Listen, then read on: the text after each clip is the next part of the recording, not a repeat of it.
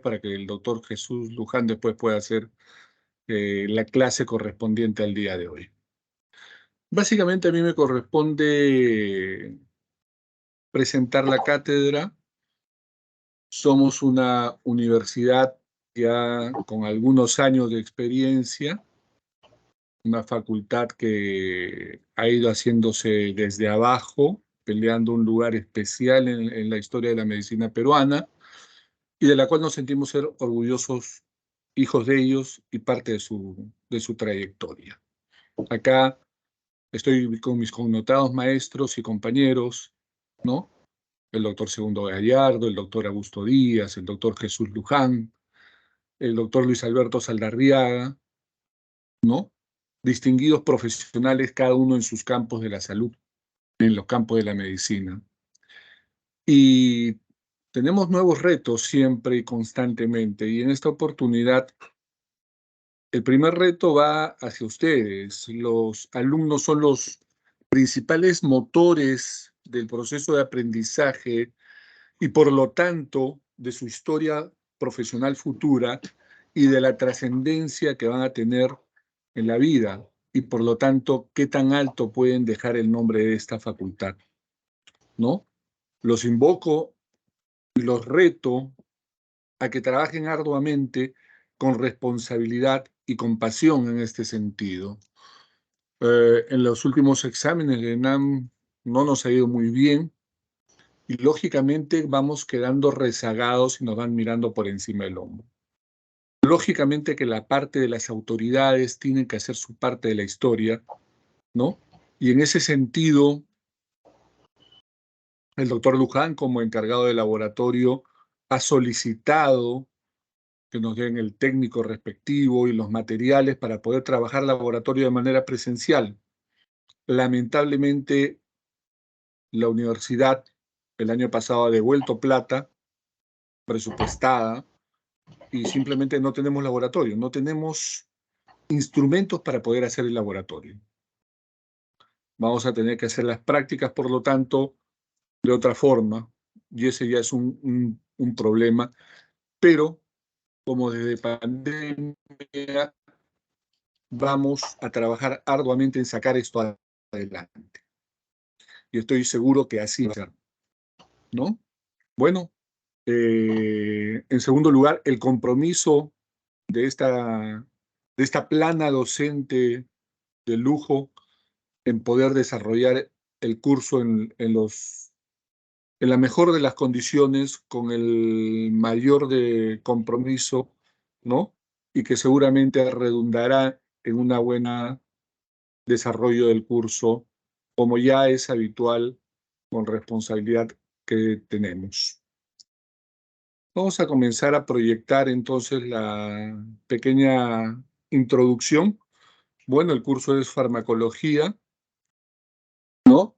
Tenemos un calendario académico en que debemos comenzar en esta semana, por eso nuestra insistencia, conversamos con la delegada, con Stephanie en el curso de los días anteriores, y teníamos el problema de que hay muchos feriados hacia este fin de año decretados por el gobierno, ¿no?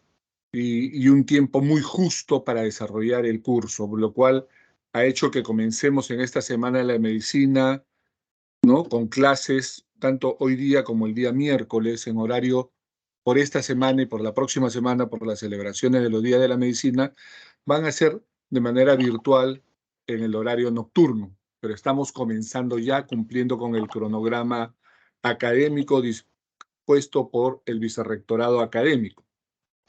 La primera evaluación parcial debe ser entre el 20 y el 25, más adelante lo voy a especificar. La última evaluación será entre el 15 y el 20 de enero y luego ya estará pues todo lo que es el proceso sustitutorio y aplazados. Nosotros nos enmarcamos dentro de la Facultad de Medicina, dentro del Departamento de Ciencias Fisiológicas, ¿no? En esto tenemos como que el prerequisito de nosotros es fisiopatología, en el cual he estado con alguno de ustedes, ¿no? Y nosotros tenemos para desarrollar el curso un promedio de 17 semanas, debemos tener un promedio de 4 horas teóricas y 6 horas de práctica, ¿no? Para desarrollar el curso, comenzarlo el día 2 y terminarlo a más tardar con notas completamente terminadas el primero. Esta es nuestra plana docente, ¿no? La doctora Gladys Caballero, el doctor Luis Alberto Cuadros, el doctor Augusto Díaz, la doctora Matilde Estupiñán, el doctor Segundo Gallardo, la doctora María Inés Guapaya, el doctor Jesús Luján, el doctor Carlos Orellana, la doctora Anita Pareja, el doctor Eduard Ramírez, el doctor Luis Alberto Saldarriaga, el doctor Iter Sandoval, el doctor Wilder Sandoval y el doctor Ángel Suárez Susunaga. Este es el horario que nos ha dado la escuela profesional al armar el programa académico. Nos ha programado los lunes y los miércoles en la tarde, que es el horario que pasadas estas 2 primeras semanas vamos a regresar a ese horario. Estas 2 primeras semanas, por un tema excepcional, vamos a desarrollarlo en el horario nocturno. Ahora, si hay algún percance, algún docente está de repente de guardia y ese día no puede dictar la clase, se coordinará con la delegada para coordinarlo y dictarlo en algún otro horario para poder recuperar la clase. Pero la clase no debe postergarse en medida de lo posible. El sílabus ya está colgado en el Teams, así que ustedes pueden acceder a él. Este es el cronograma académico que también ya está colgado y en el cual estamos especificando que el primer parcial teórico es el 20 de noviembre. 20 de noviembre es el primer parcial teórico. No hay lugar a postergaciones, ¿no? Los exámenes los estamos poniendo dentro de los días de clase para que no haya problema, que tengo otra actividad, que tengo otro curso, o que, como ya me ha ocurrido en el ciclo que acaba de pasar en fisiología, ¿no? Tuvimos que poner por cuestiones de calendario el examen el día sábado, y el día sábado resulta que iba contra las prácticas religiosas de un alumno, lo cual creó un problema administrativo. Entonces, para evitar todos esos problemas, el examen es el día lunes 20 de noviembre. Y como parte de los fundamentos de la universidad no solamente está el transmitir el conocimiento hacia los alumnos y los alumnos tengan este proceso de aprendizaje, sino también está el introducirnos en la investigación científica. Por favor, hay un audífono prendido. Stephanie, si tienes la capacidad de administradora, por favor te pediría que silencie los audífonos. ¿Ya? Está bien. Parte de las funciones es el trabajo de investigación y vamos a desarrollar una investigación farmacológica al respecto cada uno en sus mesas y se presentará el protocolo el día 22 de noviembre, ¿no? Para poder en la segunda mitad del curso desarrollar la investigación propiamente dicha. El trabajo de investigación, el informe final, deberá presentarse hacia el 15 de enero, el segundo parcial será el 17 de enero, el sustitutorio el 25 de enero y el aplazado el 29 de enero, ¿no? Sin lugar a cambio de fechas. Los ponderados son la evaluación parcial, la primera evaluación parcial, 30% de la nota, la segunda evaluación parcial, el 30% de la nota, y todas las evaluaciones prácticas, lo que es las prácticas, los seminarios o los casos clínicos y los seminarios, y estamos viendo la posibilidad de hacer algunas prácticas de alguna manera, ¿no? Pese a que no tengamos laboratorio, todavía eso lo estamos discutiendo con el doctor Luján, ¿ya? Y los trabajos de investigación conforman esta nota práctica, lo que hace el 100% de la nota.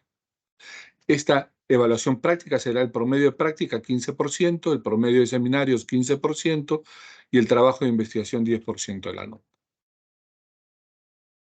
La nota mínima probatoria es 11.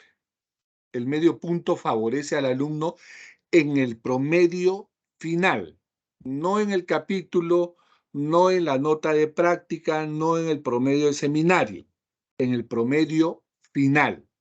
10.5 es 11. 10.4 es 10.4 es 10. ¿Correcto? Para tener derecho a ser evaluado el estudiante, el futuro médico, deberá tener un mínimo de 70% de asistencias, según reglamento universitario. Si tiene 30% de inasistencias o más, esto lo inhabilita y será lamentablemente jalado en el curso. Serán criterios para obtener promedio final aprobatorio. Aprobar el promedio teórico. 1. 2. Haber aprobado por lo menos una de las evaluaciones parciales, sea la primera o la final. Porque resulta que si hago el ponderado, ¿no?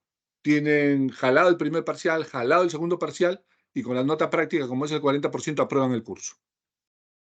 No.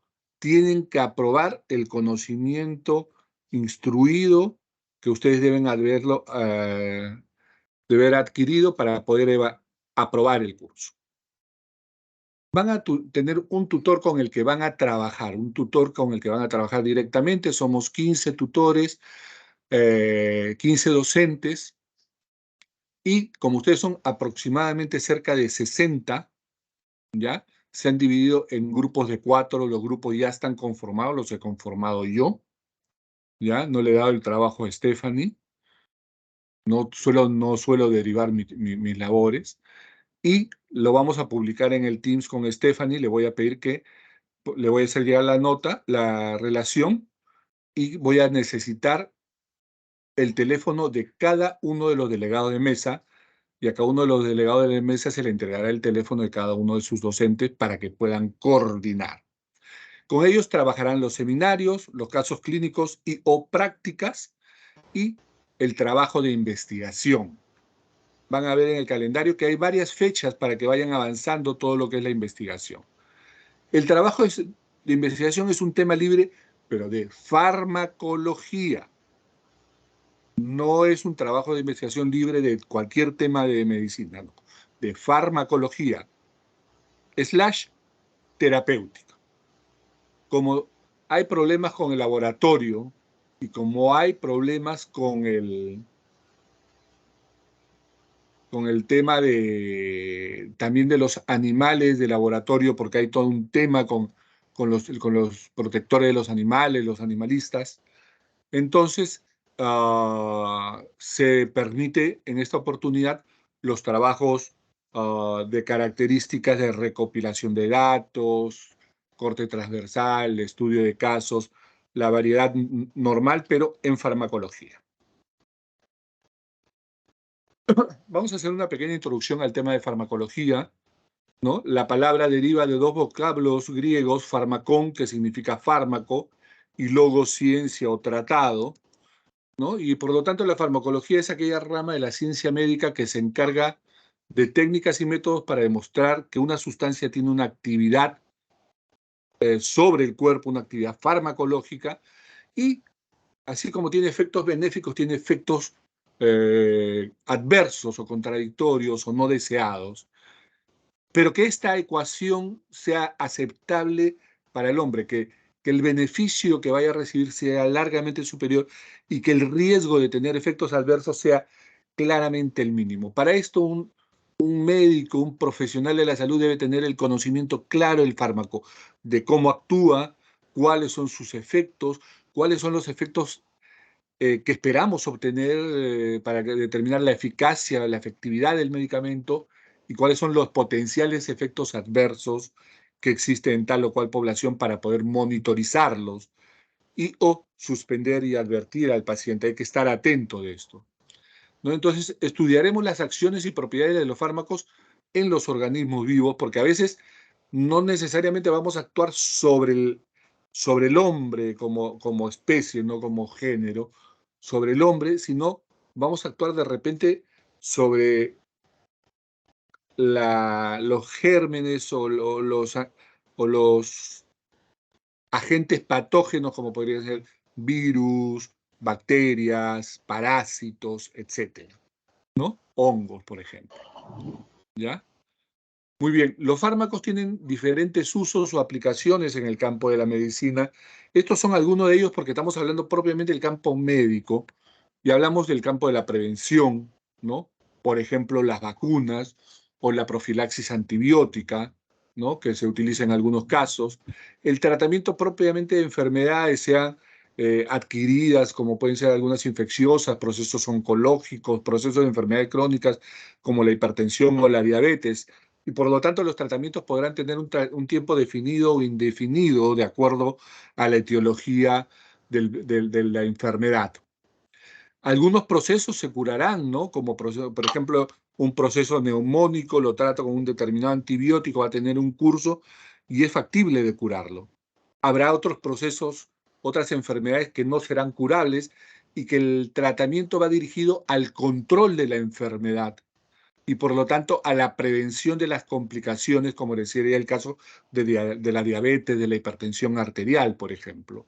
Y en otros casos, los fármacos serán utilizados para el diagnóstico, ¿no? Tenemos, por ejemplo, algunas sustancias que se utilizan para el diagnóstico, como podría ser algunos fármacos que actúan sobre el sistema parasimpático para el diagnóstico de la miastenia gravis, o tenemos fármacos, sustancias yodadas para los exámenes radiológicos, o tenemos, por ejemplo, el utilizar, por ejemplo, estas soluciones para producir una limpieza colónica para un procedimiento que podría ser una colonoscopía, por ejemplo. Entonces, tenemos medicamentos que utilizamos como el dipiridamol o la adenosina para utilizar en los test de perfusión miocárdica. Entonces, tienen múltiples aplicaciones, pero no solamente estas. Estamos hablando acá, estas son aplicaciones médicas, pero en farmacología también podemos aplicarlo porque es parte de ella, por ejemplo, en el uso y el desarrollo de múltiples sustancias cosméticas, ¿no? Que se utilizan, e incluso hay una rama de la dermatología que es la dermatología cosmética, ¿no? Y ahí también están una serie de fármacos, pero hay fármacos con efecto claramente clínico, como podrían ser, por ejemplo, los bloqueantes solares, ¿no? Que actualmente están de moda para la prevención del cáncer, por ejemplo. ¿Ya? Tenemos otra rama que se aplica, por ejemplo, al control de las plagas y enfermedades como podrían ser, por ejemplo, los pesticidas, al desarrollo de muchas plagas a nivel agropecuario. Los fármacos podemos clasificarlos según el método de obtención y podrán ser naturales, sintéticos o semisintéticos. Naturales que provienen del reino vegetal y tenemos una serie muy amplia, incluso una rama de la farmacología, ¿no?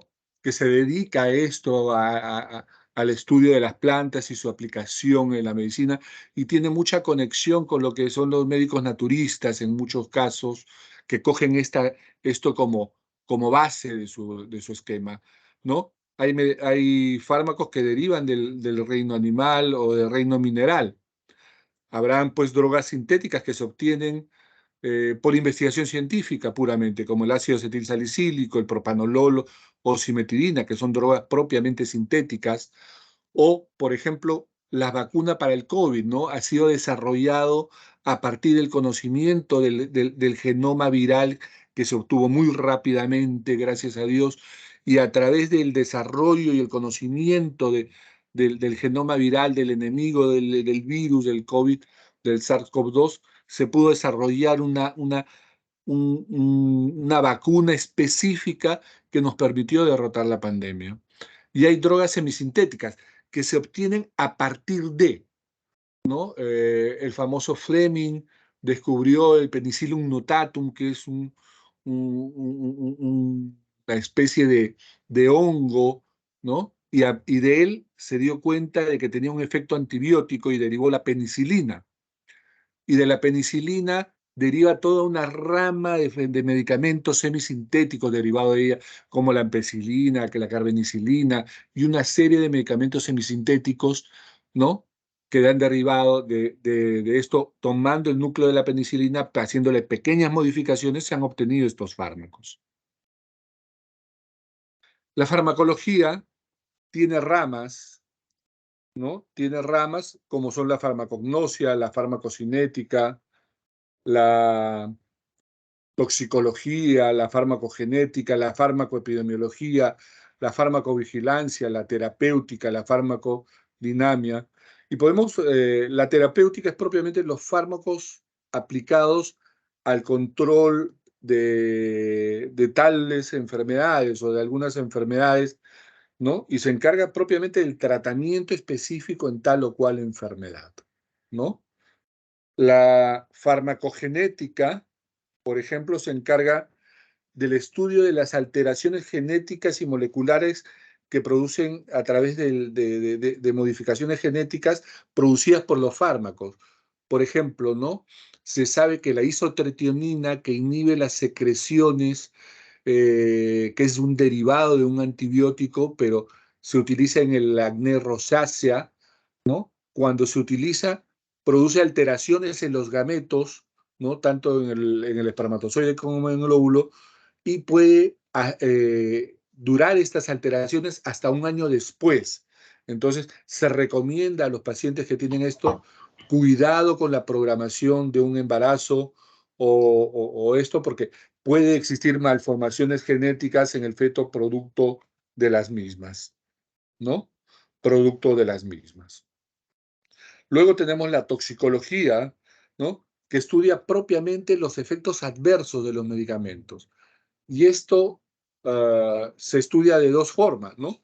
La primera forma es cuando está en el desarrollo de la molécula, se observan cuáles son las dosis tóxicas, las dosis letales, qué efectos adversos aparecen con el uso de los medicamentos utilizados en animales, ¿no es cierto? En esa primera fase de experimentación, y ahí sale que hay que tener cuidado cuando el fármaco va a salir a la etapa comercial, hay que tener cuidado con estas reacciones adversas. Pero el mundo de la investigación antes de la comercialización es que uno escoge al paciente ideal para incluirlo en los estudios de investigación.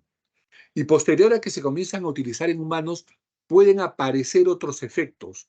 Yo recuerdo mucho el tema de los COX-2 cuando recién salieron, excelentes analgésicos, excelentes antiinflamatorios, sin problemas de irritación de la mucosa gástrica, no producían gastritis, ¿no? Y las ventas se fueron hasta el cielo, ¿no? Hasta el cielo, literalmente. Merck Chardon y Pfizer como laboratorios insignia ganaron mucha plata en esos años. Pero en letra chiquita en el estudio original decía, cuidado que se ha observado una pequeña tendencia al aumento de muertes cardiovasculares. Estuvo en observación por 2 o 3 años. Al término de estos 2 o 3 años, la FDA lo retiró del mercado con un escándalo mundial. Las acciones de estas dos empresas se fueron hasta el suelo y fue retirado porque los pacientes morían con esta molécula. ¿Y por qué morían? ¿O qué pacientes morían? Los pacientes que tenían enfermedad cardiovascular.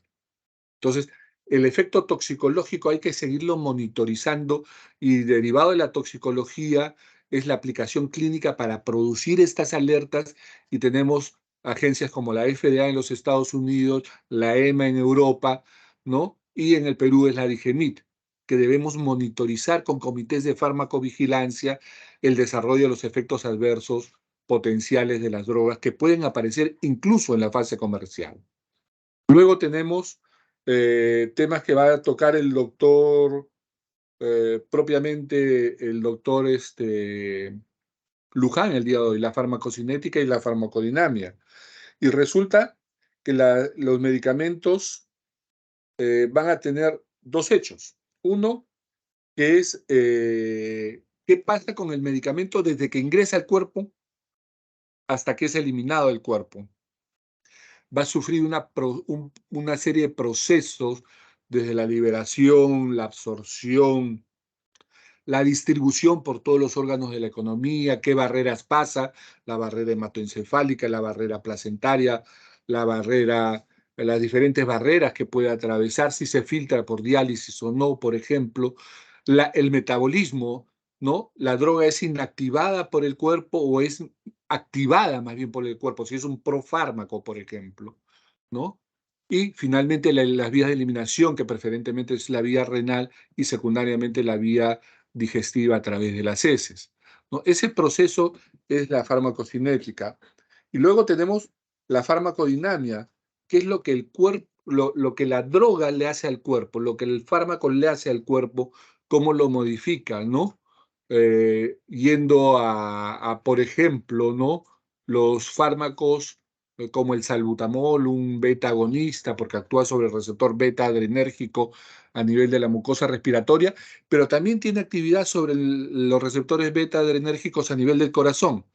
Y así como mejora el espasmo bronquial en el asma, mejora que un paciente respire mejor, permite que un paciente respire mejor, va a producir taquicardia en algunos pacientes, ¿no? Va a un incremento de la frecuencia e incluso puede producir algunos tipos de arritmias en pacientes susceptibles, ¿no? Entonces, estos efectos van a ser estudiados por la farmacodinamia, los efectos bioquímicos y fisiológicos de las drogas, y van a ser explicados por algún mecanismo de acción específico, y que vamos a poner mucho énfasis quizás en estos dos puntos como la farmacocinética y la farmacodinamia para poder utilizar bien una molécula, una droga. Las moléculas, la droga, los fármacos no salen de la noche a la mañana, la industria no mete la mano en el bolsillo y saca un fármaco nuevo.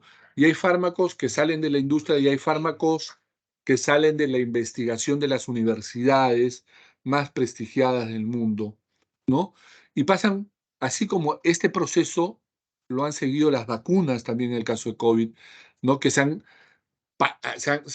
apurado en los resultados porque era necesario y no podíamos esperar 4 o 5 años en desarrollar una vacuna o 10 años. Hay primero una etapa de farmacología clínica que va desde el desarrollo de la molécula, el desarrollo químico, las características físico-químicas, las características físicas de la molécula, ¿no? El titular, la dosis, cuál es la dosis mínima activa, la dosis máxima activa, cuándo aparecen las dosis tóxicas, cuándo aparece la dosis letal.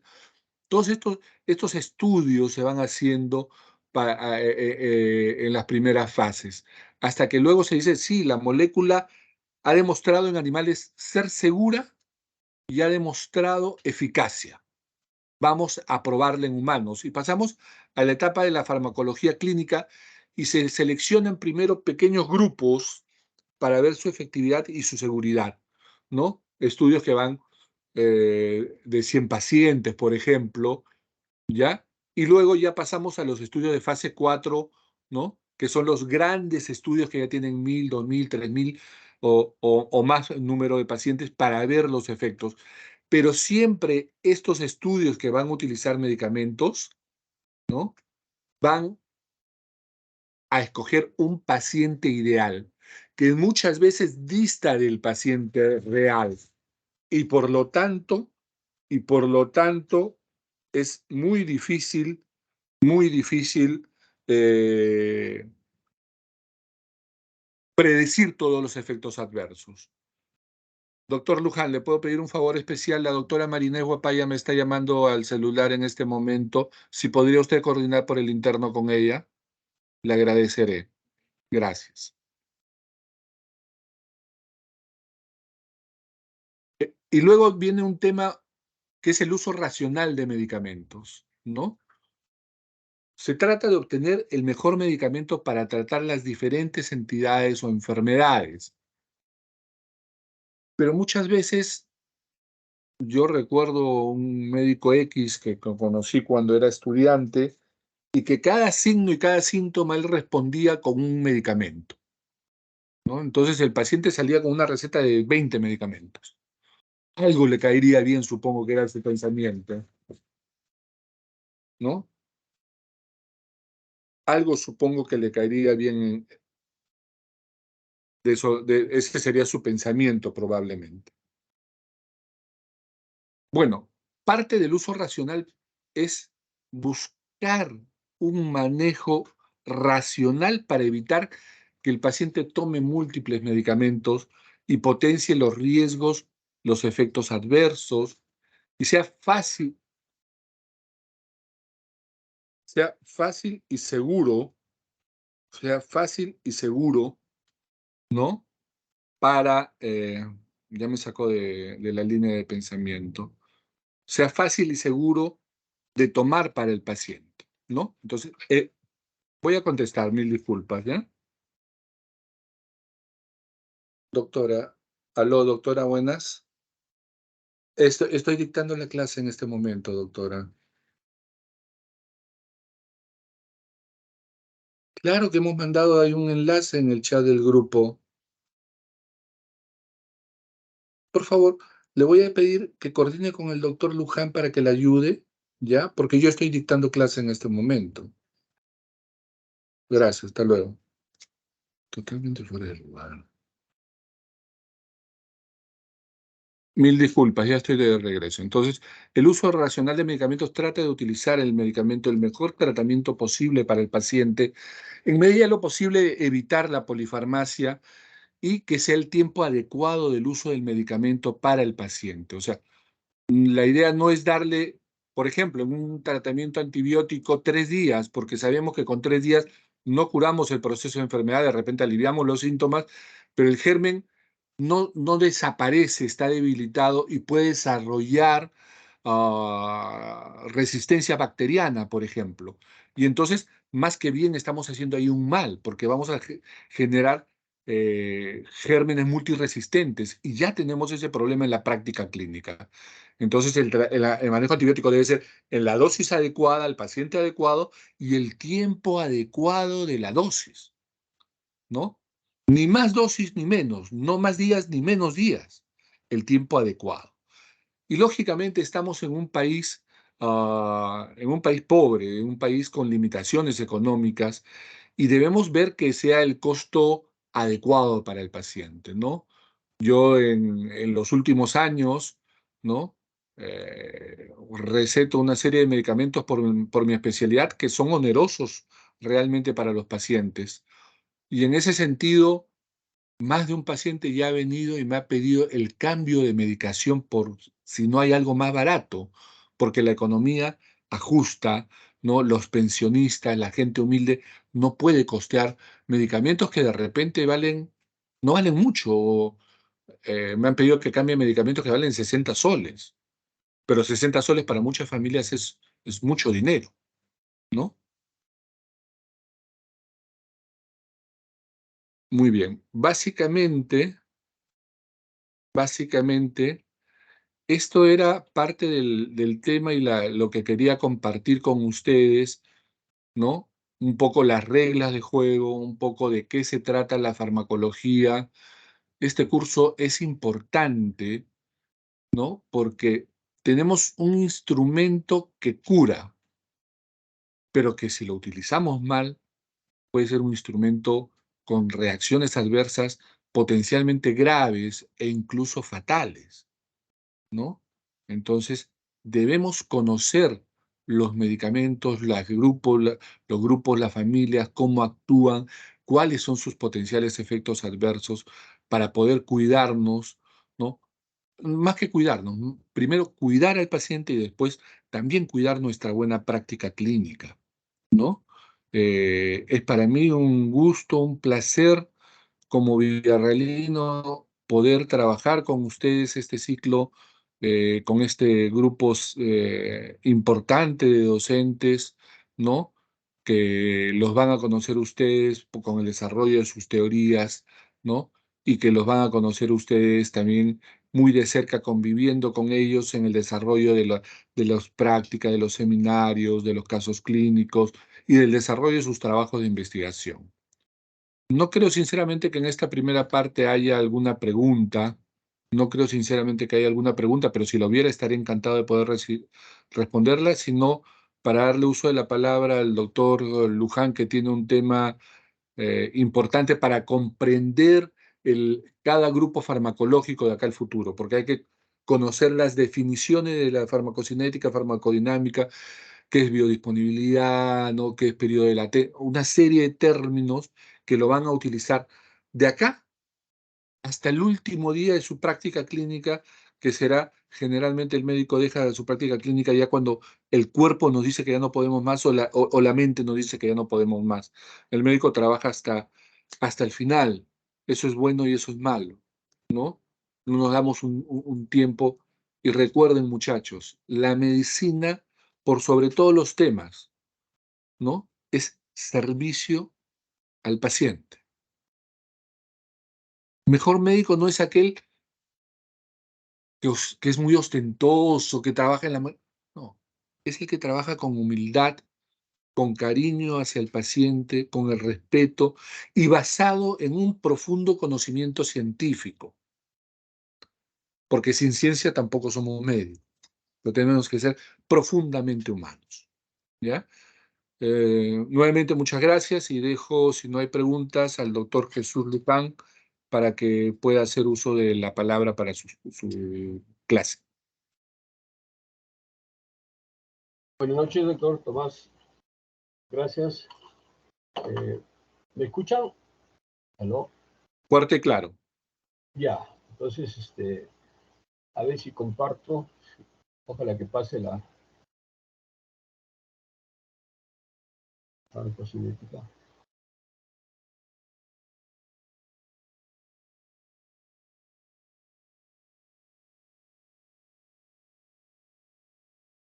¿Se ve la lámina? Sí, doctor. Ya. Entonces, buenas noches con todos, compañeros docentes, colegas. Vamos a comenzar con el curso. Algunas cositas que ya lo dijo el doctor Tomás Garberich, la voy a obviar, la voy a pasar para no repetirlas y a ver si tenemos suerte de terminar los dos temas. Vamos a comenzar que la farmacología como ciencia, ¿se acuerdan ustedes que en los griegos el conocimiento era la luz? Era la luz, la ignorancia eran las tinieblas. Entonces todos tenían que estudiar para estar en la luz. La sabiduría era como una terapia contra la enfermedad, la ignorancia. Entonces el saber, el conocer, se aceptaba como una cura en esas épocas. Ya en el siglo VI, antes de Cristo, lo que curaban, ustedes se acuerdan, eran los sacerdotes. Curaban en las iglesias. Ahora vamos a ver el tema. Y ellos son los que daban las hierbas. Bueno, después aparece el centauro, Quirón, ¿no? Mitad caballo y mitad hombre. Él fue el que enseñó el arte de curar la enfermedad, el Quirón. Y si ustedes van hoy día a la clínica de Ricardo Palma, encuentran que se llama Quirón. Entonces ya saben quién es Quirón. Enseñó el arte de curar las enfermedades. Después, pasando la historia, ya aparece Asclepio, que es Esculapio. A él se debe el nombre de médico. ¿Por qué le llamó médico? O salvador. Y su símbolo, acuérdense de Esculapio, es la culebra, ¿no? La serpiente. Entonces, todos sus discípulos de Esculapio curaban practicaban las mágicas religiosas, prácticas mágicas, de eso se dedicaban ellos. Y generalmente ellos estaban en los monasterios, donde estaban los sacerdotes, pero estaban de ambulantes. Ellos eran los ambulantes y cada vez que salía el paciente, la persona le preguntaba qué hierba te dio, qué otra hierba te dio, qué le dio a uno, qué le dio al otro. Entonces, en esos ambulantes van a ver ustedes cómo está Hipócrates, también era ambulante, y estaba parado en esas iglesias viendo qué es lo que hacía. Entonces, ya los filósofos, cuando aparece la Fichet en la filosofía, ellos es lo que realizan el paso de la medicina de un mito lo pasan al logo a la razón. Y entonces, recién con los filósofos, la medicina nace como una ciencia, es la medicina científica, que se va a diferenciar de lo mágico religioso de los curas. Esto que avanzaba es donde Esculapio o Asclepio, él atendía también a los costados de las tiendas, de las iglesias. Después aparece Hipócrates, ya pertenece a la escuela de la medicina ambulatoria, eso que votamos al costado de la universidad, ese era don Hipócrates. Pero ¿qué tenía de diferencia de Hipócrates de ellos? Él le aplicó el conocimiento, ordena el conocimiento, y la medicina la convierte en una ciencia, porque la hace compensando, la hace conocimiento. Con él nace la investigación, la experimentación de la medicina. Entonces, Hipócrates le aplica el logo, la razón de ser, ¿por qué le das? ¿Por qué le damos? ¿Qué hace la buscapina? ¿Qué hace la homatropina? ¿Qué hace el receptor? ¿Qué cosas de verdad? Él le aplica. Entonces comienza a diferenciar las hierbas para qué cosa el estómago, el corazón, el cerebro o el intestino. Va Doctor, aplicando el logo. ¿Aló? doctor, disculpe, no está avanzando la diapositiva. No, todavía, ahorita vamos a comenzar, estoy conversando más de la Ya, disculpe. filosofía de la medicina, cómo va avanzando, y después ya vamos a entrar, entonces ya vamos viendo cómo Hipócrates hace todo esto, ¿no? Cómo nace la investigación. Entonces, acuérdense, Hipócrates le aplican solamente el logo. Le doy esto, porque esto le quita el cólico, es para los intestinos, y el otro es para el corazón. La cosa lógica le aplican solamente Hipócrates. aplicándole el logo. Entonces después ya viene la medicina, ya le aplica el episteme, ¿no? La razón, el conocimiento racional de la medicina. Se sabe, nosotros sabemos cómo curamos una enfermedad. Ya después viene, por las épocas del siglo V, antes de Cristo, aparece Hipócrates, que él viajaba hacia Atenas, que era su ciudad, ¿no? Platón, Aristóteles, lo admiraban mucho. Tan así que ellos creían que la epilepsia era un mal sagrado. Y si era la cura, tenía que ser algo divino, con lo que hizo Cristo, ¿no? A esa persona que estaba poseída por el demonio era epilepsia y hasta ahora no se cura, pero Cristo lo curó. Entonces, de allí viene que la medicina era algo divino. Y por eso cuando rendían honores al médico, creyendo que nosotros debemos la magia. Ahora ya no. Antes el médico ingresaba por la sala y nos dábamos 4 o 5 baldes de agua para lavar, jabón limpio, agua tibia, agua fría. Así hacemos cola nosotros para que entre el médico. Ahora nosotros nos hacemos entrar por la cocina, por el patio. Ya cambió toda esa idea de la medicina. Muy bien, esos eran los antecedentes filosóficos de nuestra medicina, cómo se hizo una ciencia. Vamos entonces a ampliar. Están viendo la lámina, ¿no? Sí, Sí, doctor, doctor. se observa. Ya. Uy, pero voy a tener que ampliarla. Ya esto, la palabra derivada del doctor ya lo explicó, fármacon, que era fármaco, veneno o logos del tratado. Vamos a ver para avanzar.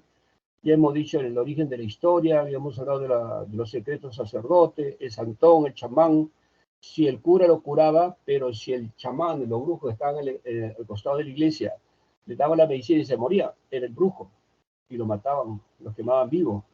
¿Por qué? Porque lo había envenenado.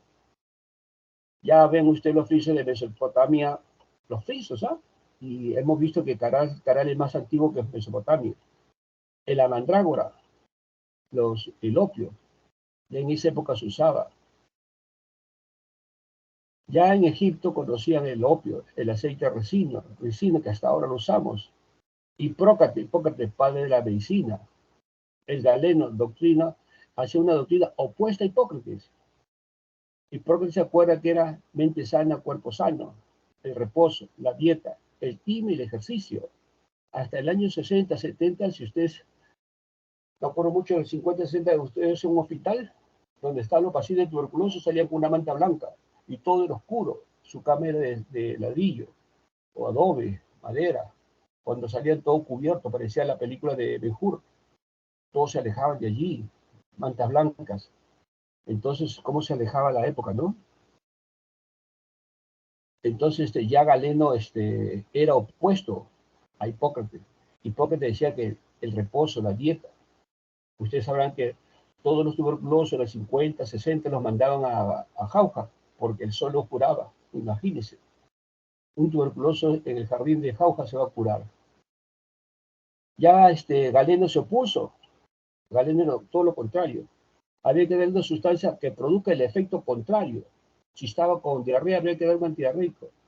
Si estaba con vómito, había que darle un antiemético. Ya iba cambiando la idea.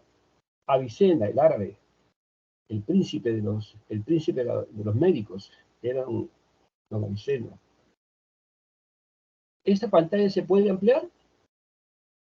Yo con la justa de una pantalla chiquita, ¿se puede ampliar la pantalla mía o no? Sí, doctor. Ah, ya cerré un poco la lámina, ya se amplió. Esto ya le explicó también Drug en holandés, preparación artesanal, el principio activo. Esto es lo que tiene que aprender. La medicina, ¿qué cosa es una medicina, un fármaco? Una serie de nombres tiene. La parte clave es que es el responsable de la actividad farmacológica. El principio activo, todo fármaco, toda medicina tiene un principio activo. Se diferencia de otras sustancias que no son fármacos. Fármaco, medicina, tiene un principio activo que cambia o modifica la actividad del cuerpo. Y esto activa o responsabiliza su actividad. Ese se llama el principio activo. Todo medicamento tiene un principio activo. Los nombres los hemos utilizado de acuerdo a la estructura química o los fabricantes cómo lo utilizaban. Era por el nombre genérico que fue hecho por la OMS. Norepinefrina es un nombre de Estados Unidos. Noradrenalina es de Europa. La norepinefrina y epinefrina es de Estados Unidos. Noradrenalina y adrenalina es europeo.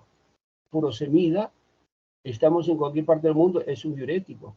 Entonces, cromoglin, el cromolin es igualito al cromoglicato sódico para el asma. Miren, es de Estados Unidos y el Reino Unido. Pero, ¿qué pasa? Que nos ayuda con el nombre genérico. Ya les dijo esto el reino animal, ahí lo tienen ustedes para que puedan revisar. La farmacología, ¿cómo se clasifica? Farmacognosia estudia el estado natural. Nos vamos al parque universitario, al túnel, al hueco, y hay un montón de hierberos. Y ahí nos dan una clase de farmacognosia. Cada hierba para cada finalidad. Farmacocinética que vamos a revisar y farmacodinámica. Farmacotecnia o farmacia, lo que estudian los colegas que están en la facultad, ellos estudian la preparación, comercialización y el mercadeo de los productos.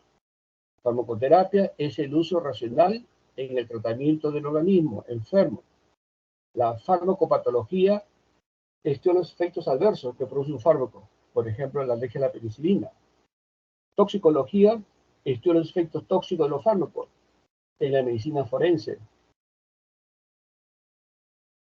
Después vieron la farmacología pura o experimental. Ahí está, gracias. Ya. Farmacología pura o experimental, la que hacemos en los laboratorios, en la práctica, donde se estudian todos los efectos deleterios. ¿Y para qué? Para poder aplicarlo en la clínica. La farmacología aplicada o clínica, entonces es aquella que pasó, que fue todo.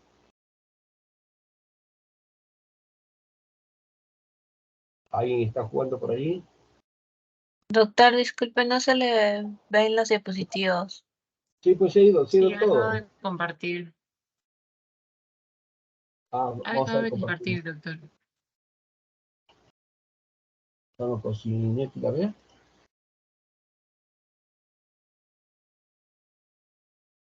Ampliaron la pantalla y se fue todo. Ya.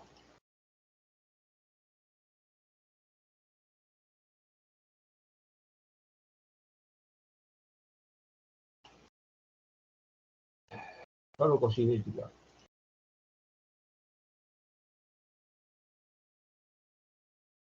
No, nos hemos cuidado.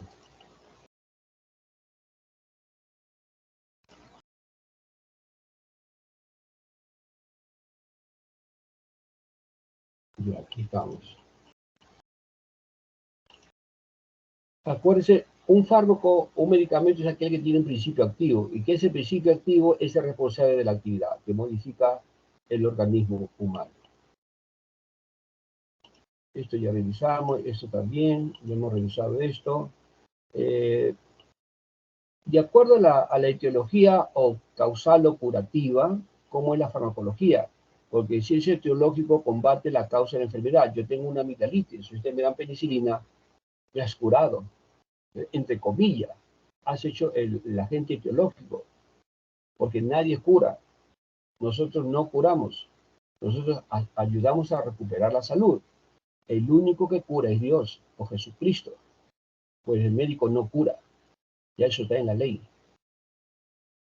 El tratamiento patogénico o correctivo, corregimos el error patogénico. Por ejemplo, el paciente está con diabetes y le damos insulina de porcina, cerdo, y se recupera. Profiláctico, la vacuna del COVID, lo evitamos. Supresivo, le damos corticoides a un paciente con asma o lupus eritematoso, le suprime todo el efecto. Y funcional, si está con cólico o tratamiento sintomático, voy a escucharles en una emergencia, viene con un abdomen agudo y dale tratamiento sintomático. Si tiene por los momentos un antiemético, si está deshidratado, lo hidratan. Pero si está con un abdomen agudo, no le vas a dar pues morfina, porque le calma el dolor y ya hubo una perforación del apéndice. Es tratamiento sintomático o funcional. Entonces, la farmacología clínica, escuchen, la farmacocinética, la palabra clave es estudia el recorrido, las causas, modificaciones que sufre el fármaco en el interior del organismo. Entonces, la farmacocinética son los cambios que sufre el fármaco. Cambios que sufre el fármaco. ¿Quién lo origina? El organismo. Farmacodinamia. Cambio que sufre el organismo. Miren, al revés. Cambio que sufre el organismo. ¿Quién lo origina? El fármaco. En la farmacocinética está la clave LADME. La administración del fármaco, la liberación, la absorción, la distribución, el metabolismo y la expresión LADME. En la farmacodinamia, lo que se va a estudiar son muy interesantes, va a ver los receptores, como el fármaco, ¿no? ¿Cómo es posible que un fármaco que agarramos de la calle, en la farmacia, ingrese a mi cuerpo y va a actuar sobre un receptor X? Y te va a modificar el organismo, sea el corazón, sea el intestino. Imagínense cómo es eso, ¿no? Son las modificaciones que produce el organismo por efecto de un fármaco. Entonces, vamos a entrar al capítulo de farmacocinética, que es la parte de la farmacología que estudia la modificación del organismo por el fármaco. Eso es todo, claro. Modificación del organismo por el fármaco. Ese es el esquema. Ingresa el medicamento, la dosificación, se libera de la cápsula en el estómago, se absorbe sea en estómago, intestino delgado, duodeno, yeyuno, la absorción, llega al plasma, llegando al plasma se distribuye por todo el organismo, quien lo transporta son las albúminas, las proteínas, hay metabolismo tisular, como también metabolismo hepático. Este metabolismo forma metabolitos. Los metabolitos son los desechos, los detritos de un fármaco. Estos detritos los vuelve a recoger las albúminas, los distribuye, algunos los elimina y otros se van por el plasma. Pero hay fármacos que van directamente, se excretan a la orina, pero lo normal es que entran acá. Acuérdense lo importante que es las albúminas para que pueda distribuirse el medicamento. Y una vez que está distribuido, ya el metabolito es eliminado, llega al plasma y va a la orina. Todo fármaco que llega a la sangre puede estar libre, circula y se va a los depósitos celulares libre o ligado a las proteínas. Pero para que actúe, el fármaco queda libre o la albúmina lo deja que trabaje. O si llega al sitio receptor, también llega con las albúminas, va ligado. Pero para que haga su efecto, tiene que estar libre, nunca unido. Pero hay fármacos que llegan al plasma y van directamente a la excreción. Y hay fármacos que después que han llegado a los tejidos, a los receptores, van al hígado para ser biotransformados. ¿Y para qué los biotransformados? Para ser eliminados. ¿Está bien? Entonces, todo fármaco siempre es ligado por las albúminas. La absorción, la excreción, la biotransformación.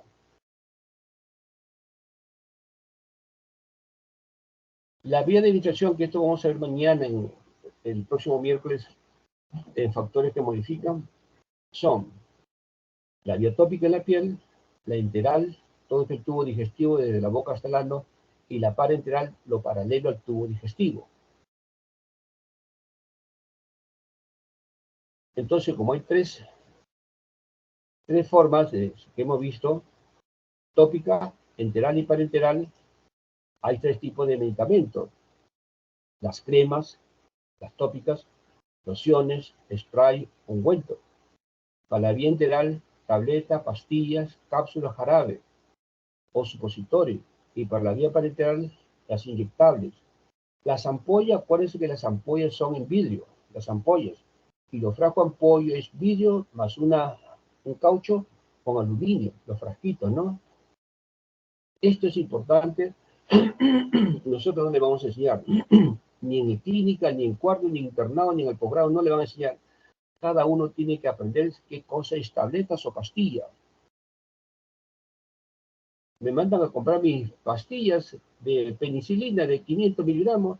El técnico Señor, dígale a su médico que no son pastillas, son comprimidos, son cápsulas. Dígale, ¿y qué culpa tiene el paciente que me llame la atención por una cosa inoperante del médico?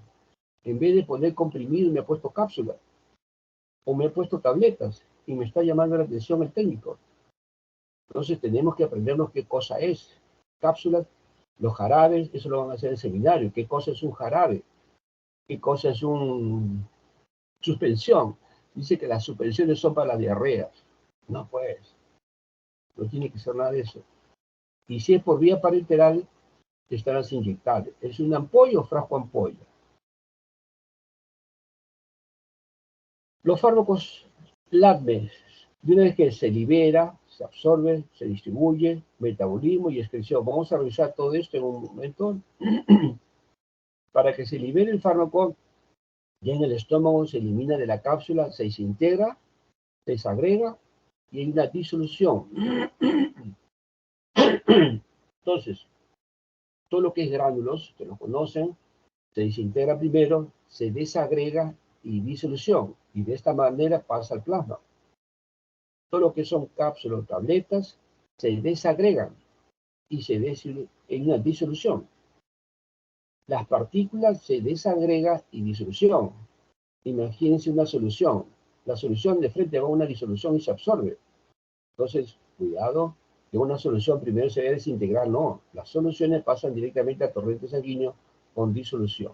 Esa es la secuencia de la liberación de todos los fármacos. La absorción es el pasaje de un fármaco desde el sitio de la administración a la circulación sanguínea. Implica un transporte de membrana. Ustedes me echaron gotas al ojo. Le apliqué al paciente unas gotas al ojo. La absorción es la vía ocular. ¿Está bien? Lo he administrado por la vía ocular, pero se ha absorbido, la absorción ha sido por la conjuntiva.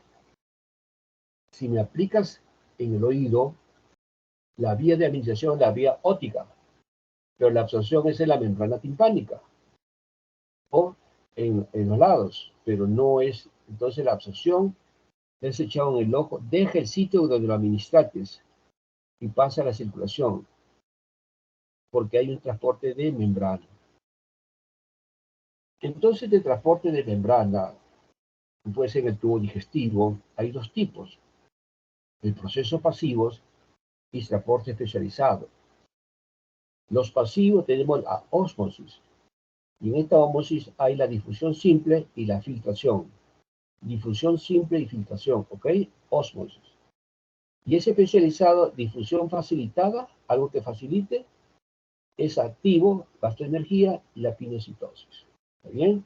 Acuérdense, pasivos y no activos, no pasivos y especializados. El transporte pasivo es por eso importante, porque un medicamento lo tomo y tengo una infección en el dedo gordo del pie derecho. Tomo el medicamento y se me va el dedo gordo del pie derecho, no se me va el dedo gordo del pie izquierdo. ¿Por qué? Transporte pasivo. Se realiza a través de una membrana por diferencia de concentración hidrostática, concentración gaseosa o concentración osmótica. La difusión simple es por diferencia de concentraciones a través de una membrana, si es muy liposoluble y no ionizada. Este coeficiente de partición, miren, solubilidad del lípido, solubilidad del agua. Si ustedes gustan, pueden apuntar en su cuaderno. Ejemplo, si yo tengo el aceite, una sustancia aceitosa,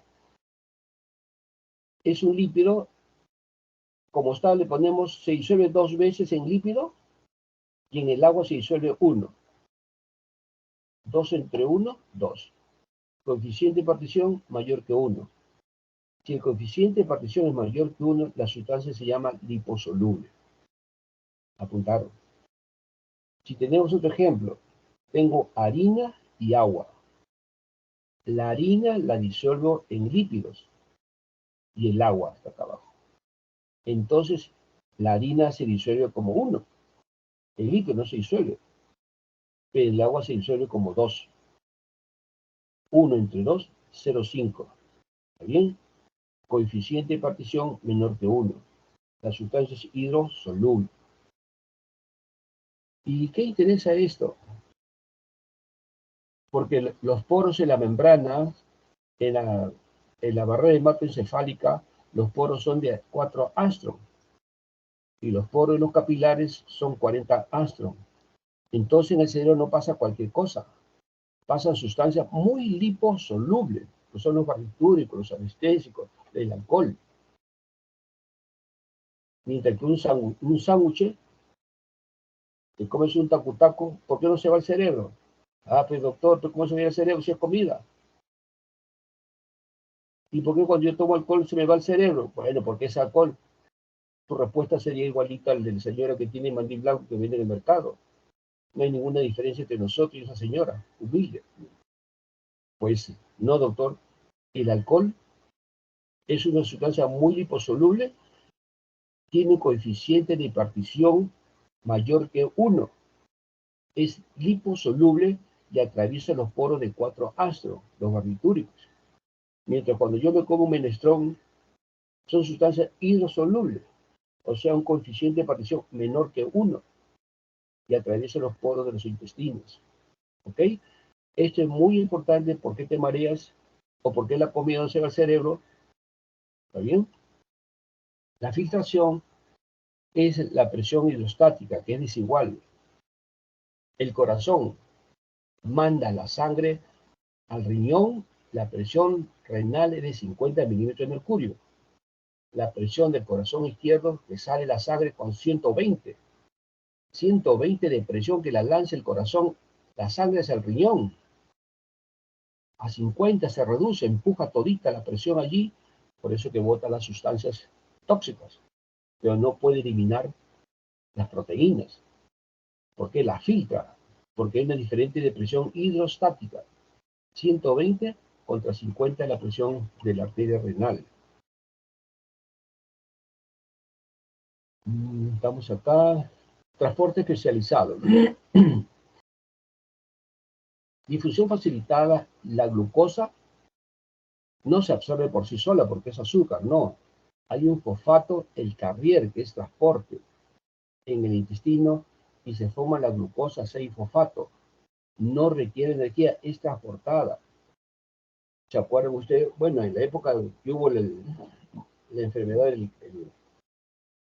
del core, años de años, lo que investigaron crear una sustancia que se llama la solución Apache. Y esta solución Apache solamente le daban agua con sal y no se absorbía. Le agregaron glucosa y comenzó a absorberse el agua, la sal y la glucosa. Y salió la solución, la salvadora. Esa es la historia de salvadora. Primero se llamaba solución Apache. Entonces, la glucosa es ayudada con el fosfato carrier. No requiere de energía. El transporte activo viene facilitado con fosfato, glucosa 6-fosfato. Transporte activo, bomba de potasio, ya ustedes saben, el potasio es mayor dentro de la célula. Por lo tanto, el corazón es una bomba de potasio de adentro hacia afuera. El sodio es mayor afuera, 145 a 135. En el interior es 4,3. Entonces el corazón es una bomba de sodio de afuera hacia adentro. Sansón y Dalila. Potasio en el interior afuera es menor. En el interior es mayor, pero va a una contragradiente de presión. Esa contragradiente de presión que hemos hecho en fisiología es que hace ingresar el potasio, ingresan 2 y causa ATP. Pero el sodio ya sabemos que menores en el interior, 5. 5 contra 145. Miren cómo va contra 145 el sodio y eso origina ATP, energía. Entonces una bomba de sodio es una bomba de potasio. Ese es el automatismo cardíaco. No requiere de gasto de energía. Las vías de absorción, que la vamos a ver en la próxima clase, también son vías inmediatas, indirectas y vías directas. La absorción, las vías mediatas, lentas, se realiza a través de una mucosa o pero de la mucosa o piel no hay lesión, lógico. Si me la aplicas en la piel no hay lesión. Pero las vías inmediatas, rápidas, hay lesión. Me aplicas una intramuscular o un intravenoso, me estás lesionando la piel. Eso lo vamos a ver en el día miércoles. Todas las vías que vamos a observar en la práctica, lo vamos a ver, la vamos a explicar en forma detallada. Las vías indirectas, que son lentas, la oral, la bucal, la rectal, respiratoria, ¿está bien? Y las vías inmediatas o directas, la vía subcutánea, intramuscular, miren, intraósea. Esta vía intraósea es la que tienen ustedes que aprender a practicar, la intratecal, intraneural. Una emergencia, no le encuentra la vena, ahí mismo, la intraósea. Aplicar la intraósea y el paciente se recupera. Esto es el mecanismo como un fármaco, su recorrido. Miren, observen. Ingiere la pastilla, se disuelve, se libera, lave, llega al duodeno, al intestino, pasa al torrente hemático. Pasa al plasma, del plasma se une las albúminas y va distribuido por todo el organismo. Y una vez que ya llega el medicamento, puede haber todo medicamento que llega al intestino, que llega por vía oral, va a los intestinos, obligada llega al hígado. Eso se llama efecto de primer paso, obligado, no hay otra vía. Efecto de primer paso. Cuando el hígado metaboliza, biotransforma el fármaco, es eliminado por colérico y se va al colon, al intestino. Pero el intestino no lo bota, lo vuelve a reabsorber al metabolito. Acuérdense, lo reabsorbe y lo lleva al hígado. Se llama circulación enterohepática. Acuérdense, ya hemos hablado efecto de primer paso, todo el medicamento por vía oral pasan al hígado, obligado. Efecto de primer paso. Lo que está en el hígado lo bota al colon, al intestino y lo vuelve a resolver. Circulación enterohepática. ¿Ok? Ya van dos nombres nuevos. Los medicamentos, de una vez que están en la sangre, en la circulación, son transportados por las albúminas para todo el organismo. Y acá están las vías que hemos aplicado. Entonces ya tenemos, acuérdense lo principal. Efecto de primer paso, circulación enterohepática. ¿Ok? Lo que pasa a la arteria va directo a la sangre, riñón directo al corazón. Si pones intramuscular, directo a la circulación. Si inhalas anestésico a la sangre, no va al hígado, va directamente a la sangre. Muy bien. Entonces, se absorbe, se distribuye y se elimina por las heces, el pulmón o renal. Vamos a ver una secuencia de esto. La absorción. La velocidad de absorción depende del ayuno. Usted se levanta temprano, se toman una copita de pisco y llegan pues mareado a la facultad. Ni llega porque te quedas dormido. Pero si te levantas, te tomas un buen tacu-tacu allí y te tomas la copita de pisco, no te mareas. ¿Por qué? Porque la superficie de absorción del estómago está ocupado, no está en ayuno. La superficie de absorción del estómago es amplia. Entonces no puedes ir como médico. ¿Por qué no te mareas? Porque tengo mi estómago lleno de comida. No, pues se absorbe el mareo, se marea rápido porque tiene una gran superficie de absorción del estómago. Entonces es importante el ayuno para la absorción. El jugo gástrico también facilita. Las sustancias que vienen con etilcelulosa, que le aplican para que la absorción sea prolongada de 8 a 12 horas. Las sustancias hidrosolubles, las sustancias ionizables, las estreptomicinas, no se absorben por vía oral. Por eso cuando quieren limpieza del estómago, para evitar la absorción del amoníaco, le dan estreptomicina. Sustancia insoluble en el agua, el sulfato de bario. Este sulfato de bario que se da en la sustancia contrastada para una radiografía de colon. Una vez en un hospital, a los pacientes los citaron para su radiografía de colon y el sulfato de bario se había precipitado, se había hecho soluble. le dieron por la vía oral o las vías que se usaban, y varios pacientes murieron, les quemó todito el aparato digestivo. Entonces, el sulfato de bario, de mucho cuidado, es insoluble. Factores que modifican la absorción del fármaco. La solubilidad del fármaco, ya hemos dicho, a mayor liposolubilidad, cuando el coeficiente de partición es mayor que 1, la sustancia es más soluble.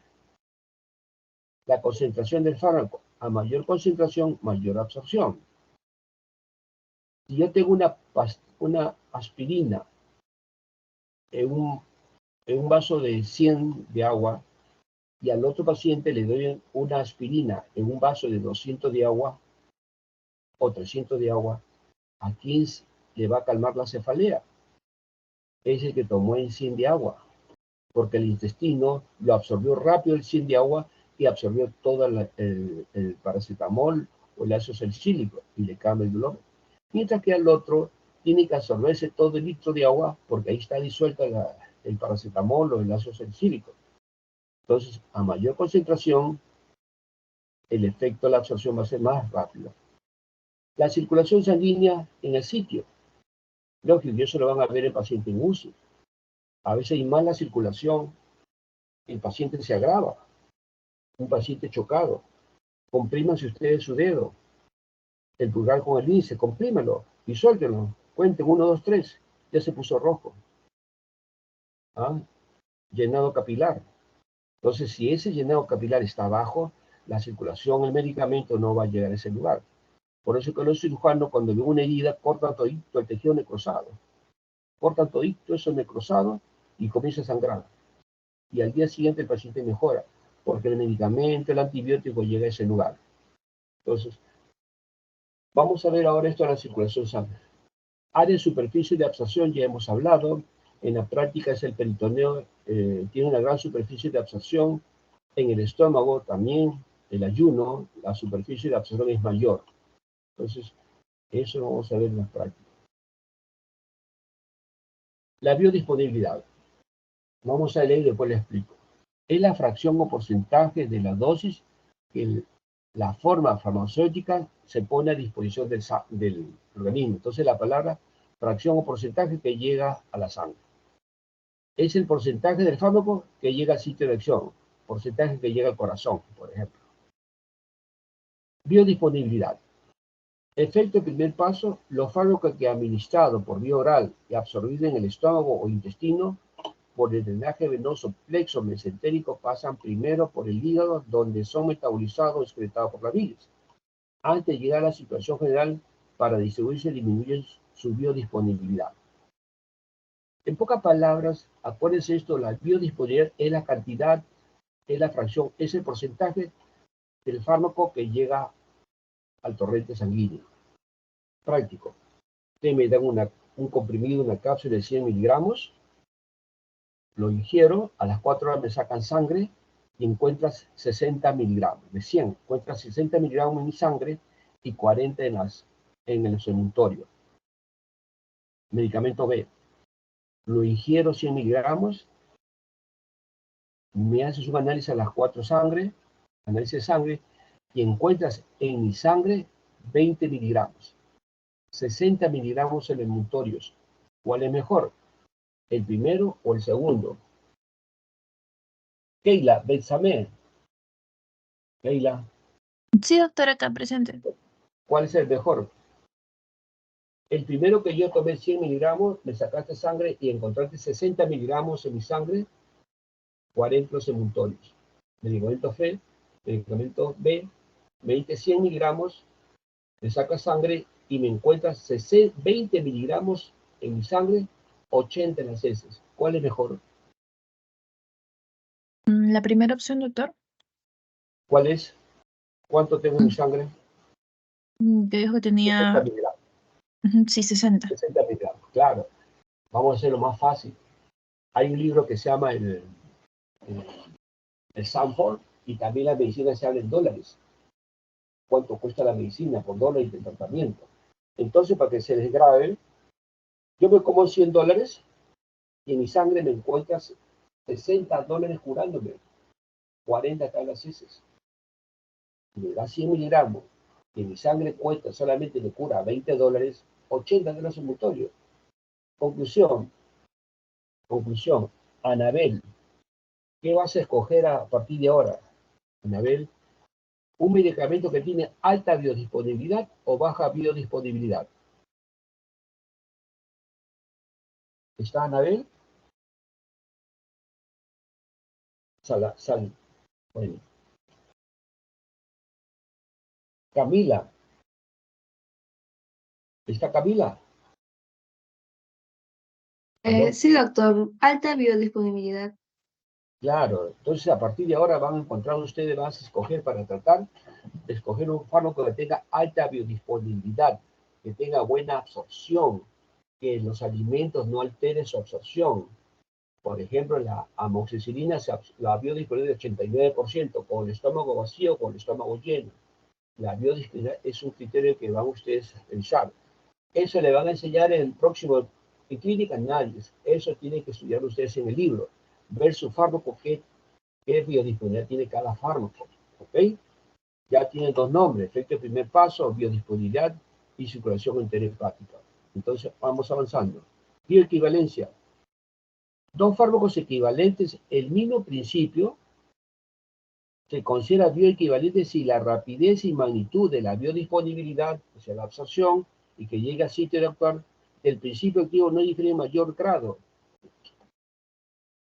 Debe ser más o menos no menor del 60%. Entonces, todo medicamento bioequivalente, si yo tengo un fármaco, he descubierto, me ha costado 20 años y he gastado $200 millones en crear ese medicamento, yo tengo la potestad de fabricarlo, venderlo único en el mundo. Y nadie puede cambiarle de ese nombre, ni venderlo. Porque aquel que vende está violando el tratado. Porque tengo derecho de la patente. Y la patente es en el mundo. Y si en Europa, en un país muy pequeño, ven un laboratorio que está fabricando medicamentos que hemos descubierto, estamos vendiendo, y violando la patente, le cuesta, pues, embargas millones de millones. En el nuevo convenio que ha hecho el gobierno con los países estos, no sé el nombre, la patente antes era de 10 años. Teníamos que pasar 10 años para que el medicamento de Europa, Estados Unidos, venga al Perú y poder usarlo. Por eso que los medicamentos que usamos acá en genérico son ya con patentes vencidas. Pero los tratamientos modernos que hay en Europa, en Estados Unidos para cáncer, cada medicamento te cuesta $10,000, $15,000. Y hay que esperar ahora 20 años para que lleguen al Perú como genéricos, cuando ya se están curando. Un familiar de allí, la pastilla estaba como 15,000. Y si no mejora con esto, va usted a la radioterapia que cuesta $500,000. Y acá estamos esperando, después de 10 años, ahora son 20 años, hay que esperar para que lleguen esos medicamentos modernos. Por eso que la gente viaja a comprar los medicamentos. Muy bien, es el sistema de bioequivalencia. ¿Quieren ustedes protestar porque ese medicamento son falsos los genéricos? Doctor, hay que hacer la bioequivalencia. Que la absorción del fármaco no sea menor del 40%. Si la absorción no es así, menor, entonces el fármaco no es bioequivalente. Para que ustedes, a partir de puedas vender un medicamento que yo he creado, he inventado y quieras venderlo, tienes que hacer la bioequivalencia y no puedes usar mis trabajos intelectuales. Ya es el derecho de la bibliografía, ya tampoco la pueden usar ustedes. Ya eso es mío, de la fábrica. Entonces tienes que crear tus estudios y demostrar tu fármaco que tenga la bioequivalencia de mi fármaco. Y yo te doy el visto bueno y a partir de ahora ustedes pueden vender ese fármaco. Y se llamará genérico o bioequivalencia. Pero para hacer la bioequivalencia se gasta pues, miles de dólares para poder consumir este fármaco, trabajarlo, según dicen, ¿no? Muy bien, ese otro nombre nuevo que es la bioequivalencia. Acuérdense, ¿cómo demuestra que es un fármaco bueno? Doctor, hay que solicitar la bioequivalencia. Pero nadie lo solicita porque es carísimo. La distribución. Ya estamos, Lab B. Estamos en la distribución. Uy, media y media. ¿Cómo se llama el delegado? El delegado, lo apunté por acá. Salas. La señorita Stephanie, doctor. Stephanie Salas. Stephanie Huerta. Salas, Sí, doctor. Bueno. ¿hasta qué hora nos quedamos? Yo no puedo seguir hasta que termine, ¿no? Mínimo, terminaremos, ya son 25, 10, 10 y medio. No tan delgadita, que no la voy a ¿Perdón? probar. Bueno, Mariela solicita esta dupla. Dele, doctor, dele. Ya, seguimos entonces. Sí, doctor. De repente podemos hacer una pausa de unos minutos por si es que alguien quiere Ya, ir al baño, ¿no? Pero- para comer, voy a la brasa ya. Distribución. Miren esta distribución, vamos a hacer el fármaco llega al torrente sanguíneo y es distribuido en todo el intersticio. Acuérdense, fase inicial, gasto cardíaco, se acabó. Segunda fase es difusión a mayor masa dependiente del volumen de distribución. ¿Qué importancia acá tienen las proteínas? Las albúminas, fijan los fármacos, las glicoproteínas, entonces fijan las sustancias alcalinas, las proteínas, los ácidos. Vamos a hacer una analogía muy corta. Miren, fase inicial es el gasto cardíaco. ¿Cómo es esto? Si un paciente está deshidratado, está chocado, está deshidratado, seco, por más que le pongas el antibiótico no se va a curar, porque no hay torrente sanguíneo, no hay gasto cardíaco, no lo puede llevar al pulmón, al cerebro. Entonces el paciente lo primero que hace en la emergencia es hidratarlo. ¿Para qué lo hidratas? Mejora la presión, mejora la perfusión tisular y el medicamento comienza a viajar por todo el organismo. Entonces, bien hidratado. El segundo, ¿cómo lo podemos explicar? Me habla de las proteínas. Un ejemplo.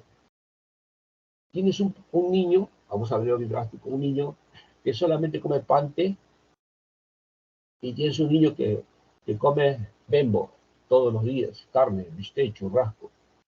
A los dos le dan neumonía. ¿Ok? Como buenos alumnos le buscamos el mejor antibiótico del mundo, lo traemos y comenzamos a darle al niño que come pan con té y el otro que come bembo. Max López, ¿cuál se va a recuperar? Max, ¿está Max? Se fue a dormir Max. ¿Me escucha Max? Keila, Sí, doctor. ya te pregunté antes, ¿no? Sí, ¿Me has doctor. escuchado? ¿Me escuchaste? Sí, te la escucho, doctor. Ya. A ver, ¿quién se va a recuperar? O entre comillas, vamos a ser un poco sarcásticos, ¿quién tiene derecho a curarse? ¿El niño que come pan con té o el niño que come churrasco bembo todos los días? Ya hemos buscado el mejor antibiótico del mundo. ¿Quién va a recuperarse? Mira, ¿quién tiene derecho a salvarse? Vamos, rápido. ¿Quién apoya? Sofía, solamente utiliza la segunda fase. Solamente utiliza la segunda fase. Ya la primera ya le hemos explicado, la segunda fase. ¿Cómo sería? Vamos. ¿A quién le pregunté?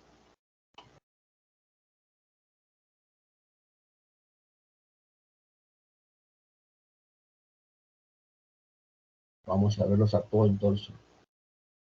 Sánchez Landa. Sánchez Landa. ¿Está o no está? Ya se han ido todos, creo, doctor que revisa. Torres No, doctor, Inga. sí está presente. Pero responda pues, nada más. Dígame si tiene y conversamos para que participe, pues si no, no tiene sentido esto. ¿Quién se va a recuperar más rápido si quieres? ¿El que come pan con té o el que come churrasco bembo todos los días? Una salsa. ¿Perdón? Si El que come tuvieras pan... puesto conmigo algún día, El ¿Cómo? segundo, doctor. ¿Cómo? El segundo. El que come... O sea, él tiene derecho a salvarse. Bueno, de hecho sí, para que vean ustedes, el segundo caso, el niño que come churrasco Bembo todos los días, le damos el mejor antibiótico, le aplicamos a la vena y el antibiótico en hora ya está en el pulmón curando. Al día siguiente el niño está riéndose. El pobre que no tiene proteína, no tiene albúminas, no come bien, entonces ese niño le pones el mejor antibiótico, no circula, se queda allí, no llega al pulmón. Conclusión, debemos estar bien nutridos para cuando nos enfermemos. ¿Para qué? Para que las albúminas transporten el antibiótico en todo el organismo. Entonces, una cosa importante, estar bien hidratado y tener buena proteína. Conclusión, estar bien nutrido. Ya el resto lo van leyendo. Metabolismo, biotransformación. En el organismo, biotransformación, no es transformación, ¿eh? Se transforma lo que hay en la mecánica, pero como es ser humano se dice biotransformación o metabolismo. Lo que hace la biotransformación, el hígado modifica, cambia el fármaco para poder ser eliminado. Si el medicamento, el pan, no es modificado, se intoxica uno. ¿Lo han visto los artistas? Eso en el pan le pueden comer solamente agua, porque no puede ser metabolizado. Entonces, la biotransformación origina metabolitos. O sea, el metabolito es el detrito, el desecho de un fármaco.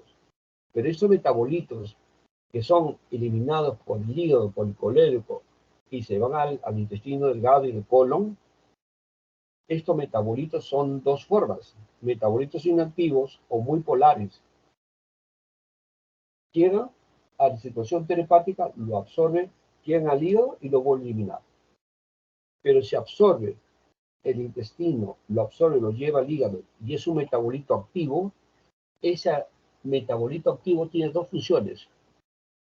O me sigue intoxicando o me sigue curando. ¿Ok? Son metabolitos activos. O me sigue intoxicando o me sigue curando. Esas son las propiedades que pueden tener los metabolitos. ¿Ya está claro eso? Avanzamos. Entonces, en el hígado tenemos dos laboratorios, pues. Un laboratorio que se llama fase 1 o no sintética, porque no sintetiza nada.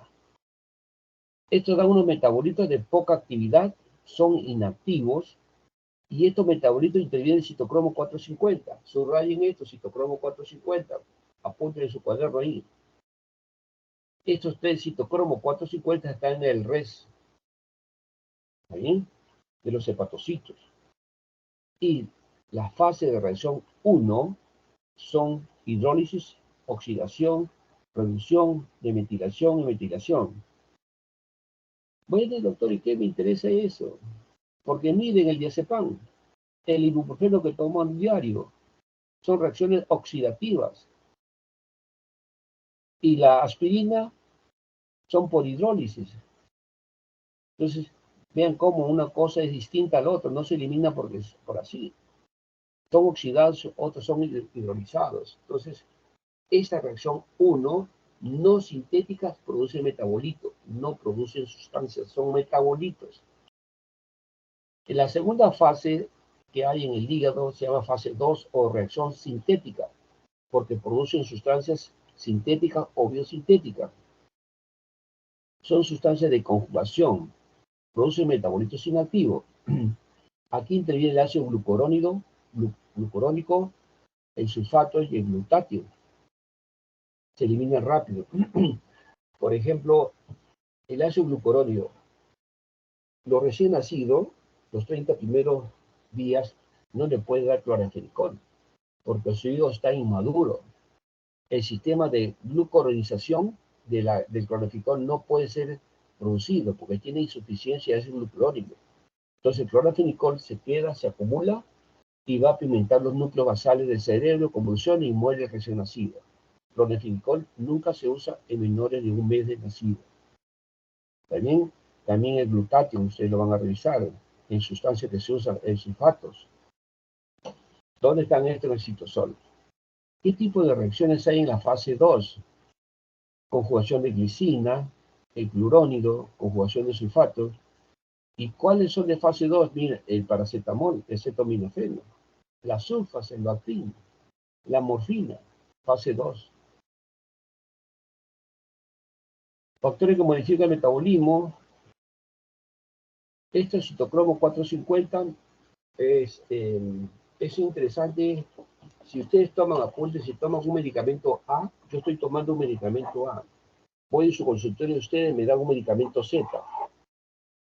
Pero el medicamento Z, que yo tomo A para el corazón, y ustedes me dan Z, que inactiva la citocromo 450. Pero el citocromo 450 se encarga de metabolizar, de disminuir la cantidad de este producto A. Como me has dado Z, inhibe mi citocromo 450, que es la que me ayuda. Por lo tanto, no disminuye, no destruye el medicamento A. Y me intoxico del fármaco, porque me has dado un inhibidor de la 450. Al revés, así lo van a revisar. Me das una sustancia X. Esta sustancia X estimula al citocromo 450, a mi pastilla para el corazón. Pero como le estimula el citocromo 450 y yo tomo mi pastilla A, pues me va a hacer daño, me va a hacer intoxicar. Entonces, de acuerdo a eso, en la literatura van a encontrar citocromo 450 es inhibidor o estimulante del fármaco. Por eso hay que usar el 450 con el fármaco y ahí ciertos alimentos. La edad. Si es un anciano, tienes que darle menor dosis. Si es un joven, dosis adecuadas. Y si es un recién nacido, un bebé, un niño, tiene que darle dosis menores. Entonces, si es niño, si es recién nacido, si es un adolescente y si es uno de tercera edad, cada uno tiene su dosis. El sexo. Ya se sabe la clásica, ¿no? Que la mujer tiene más afinidad por los barbitúricos, se intoxica. Pero no es el sexo. Si ustedes ven a estos gorritos que pelean en Japón, ¿cómo se llaman esto? Los zumos. Si al zumo le das cualquier cantidad de barbitúrico, te va a intoxicar. Pero no es porque sea mujer, sino porque tiene tejido graso. Los barbitúricos tienen afinidad por el tejido graso, no en sí por el sexo. Diferencia genética y diferencia de especies, el gato, el perro que sabemos de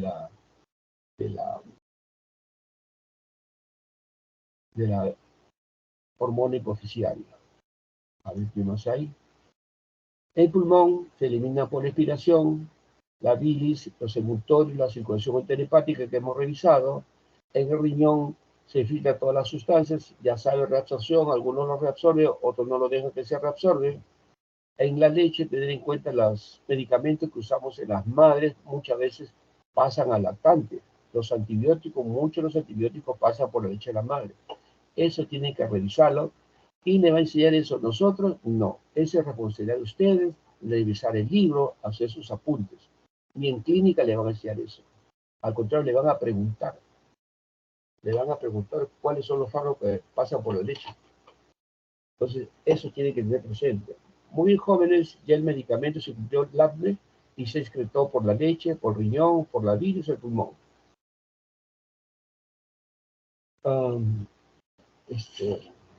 Gracias, doctor. Creo que puede haber unos 5 minutos de intermedio y luego seguimos con la otra clase.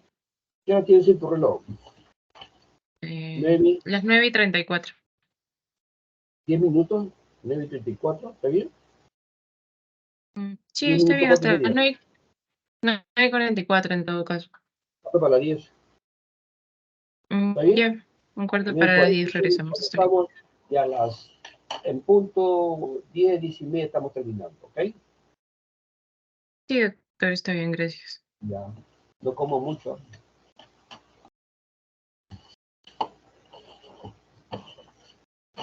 Vamos a ver.